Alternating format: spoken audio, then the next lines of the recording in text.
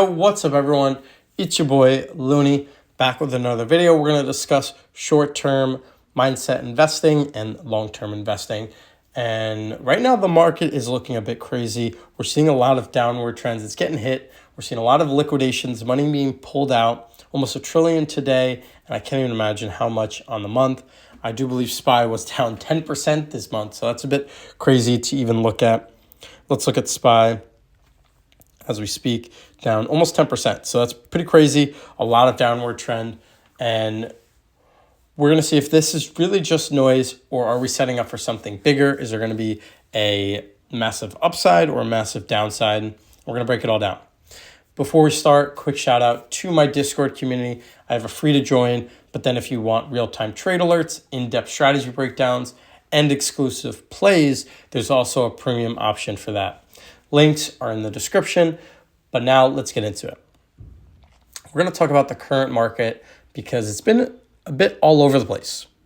In the short term, we've seen the stock and Bitcoin has dropped under 80K. It's sitting at 80K right now. Ethereum, very similar, and big stocks like Nvidia have also taken a hit. Rest of the market not looking so good.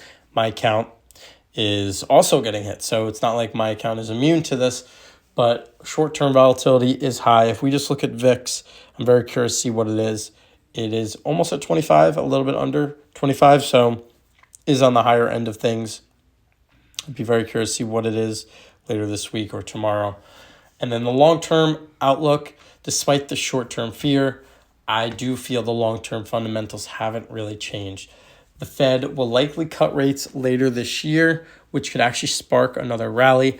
I don't think we're going to see rate cuts in the short term, especially because inflation did beat what it was expected. It was lower than expected, but that could lead to rate cuts. But I don't believe we're going to see rate cuts in the short term. I think rates are going to stay where they are. They might delay rate cuts, and if they do cut rates right now, it might be a little bit premature and actually be bad for the economy. But if you guys don't know, when they cut rates or there's a rate cut, the market ends up doing well because there's a lot more money and the borrowing of money is cheaper. So people invest a little bit more. Crypto and AI stocks will get affected by this. You'll see a massive jump for that, or there should be a massive jump. I don't want to say you will see it. And lastly, institutions are actually accumulating on these dips. I know a lot are buying, but there is a lot buying these dips. And we're going to see what the best strategy is. Should you be focusing on short-term volatility or a long-term mindset of investing? First up, we're going to go through the pros of looking at short-term price swings. Some of the pros is you could make fast money if you're skilled. You can profit in any market, bull or bear, and you have a little bit of a control of when to enter and exit. So if I'm in and out in a week, there's a little bit more control of what the entry and exit points are, even though you might see massive dips. And if you're buying puts right now, you'd actually make a lot of money. I'm not doing that, so I am getting hit with the market. I'm selling covered calls, which are a hedge, but buying puts is the best hedge. And my account would probably be half of what it is right now, or I'd lose half than what it is right now.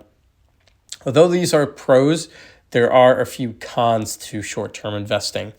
One is it requires constant screen time. You need to be looking at the price action of either stocks, ETFs, or the market constantly, and that leads to a lot of stress. So number two is high stress and fast decision making.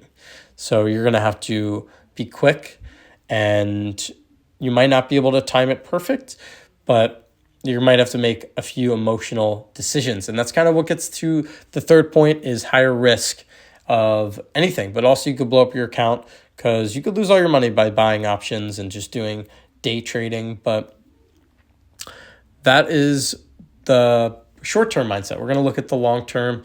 This is for people that want to zoom out on like a 5-year, 10-year, even a year kind of outlook. And here are the pros. Some of the pros are less stress.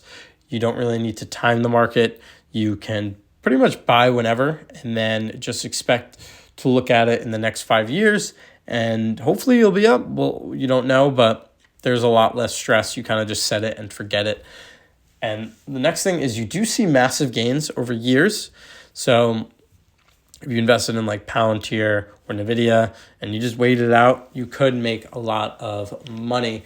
And that goes into the next point of compound growth. So when you're long-term, you can take advantage of this. So when you buy into a stock, you can get a dividend, which pays you, and then you could reinvest it. And it ends up, you make money on your money and it grows exponential. So that's one way of doing it. I also sell puts and I collect premiums, and that's a variation of compound growth. You could collect those premiums and reinvest those into either more option plays or maybe more stock. But compound growth is very important for long term. There are a few cons, though, of long term and the slow and steady. One is it requires a lot of patience.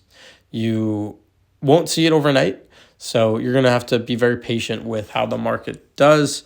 But again, you don't really care because you're a long-term investor. And that goes to my next point. It takes longer to see massive gains. It might not be an overnight success, but in the long term, if you pick good positions, you will see huge gains. And if we look at my account on the year, it was doing a little bit of nothing, and then out of nowhere, it just shot up. And now it's shooting down. I mean, the rest of the market is shooting down, so I'm not necessarily concerned, although I'd like to see my account go up. The rest of the market is struggling, and this just really creates more buying opportunity, or at least that's what I believe. And the last thing is you can't react quickly to crashes. Just because we see another crash today, that doesn't mean that we should sell everything.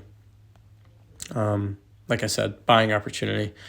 For example, I buy Bitcoin every day, no matter the price. Even though we are down, I do see long-term growth. And we're going to take a look at my strategy and what I do. I kind of just quickly went over one of the things I do. And I personally combine a little bit of both. And here's how. I do trade short-term with covered calls and selling puts a week and month. And monthly, I don't do day trading, so I'm not doing day trades on SPY, but I'm doing weekly trades, which can be considered short-term. And I collect premium because although stocks tend to go upwards on a long-term basis, on short-term, they don't really move. And also options expire worthless about 80% of the time. So it's actually pretty wise to sell options on short-term. I do around 1 to 6 weeks is what I usually do. And the next thing is I invest long-term by dollar cost averaging into crypto and stocks. I DCA. I kind of went over that with Bitcoin, but I also do it with stocks. So a few stocks I do it with right now is AMD because it is down a lot. And that's what I've been doing. All the stocks that I'm down on, I'm just bringing my dollar cost average or my average cost down. And eventually when this stock goes back to, let's say 150, hopefully my average cost is a lot lower than 150 and I could be in the profit zone.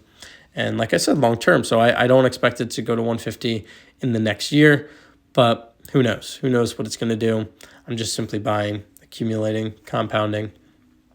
Lastly is I do take profits on hype, but I never go all out. So I never put all my money into one thing, but I also never take all my money out. So although Tesla did see a spike and I did take profits, I didn't take all of it out because I see long-term potential.